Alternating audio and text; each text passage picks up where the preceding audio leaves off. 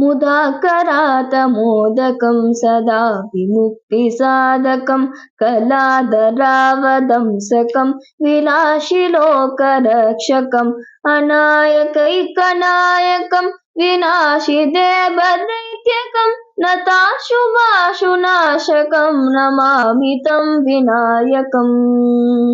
न ते तरातिभीकरं नवोदितार्कभास्वरं न मत्सुरारिनिर्जरं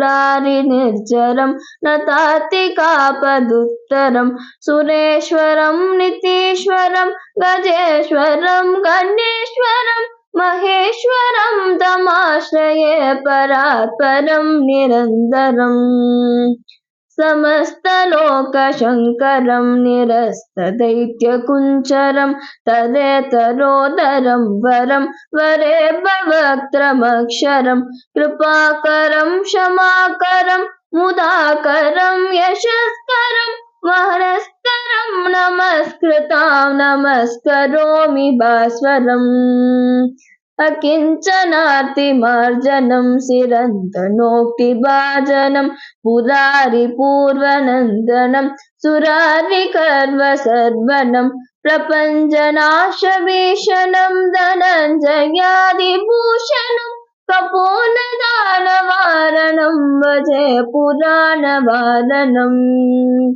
नितान्तकान्तदन्तकान्तिमन्तकान्तकात्मजम् अचिन्त्यरूपमन्तहीनमन्तराय कृन्तनं तदन्तरे निरन्तरं वसन्तमेव योगिनं त्वमेकदन्तमेव तं विचिन्तयामि सन्ततम्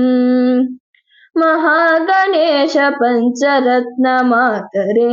योऽन्वहं प्रजल्पति प्रभातके हृतिस्मरन् गणेश्वरम् अरोगतामदोषतं सुसाहितीं सुपुत्रतां समाहितायुरष्टभूतिमप्युपैति सोचिरात् समाहितायुरष्टभूतिमप्युपैति सोचिरात्।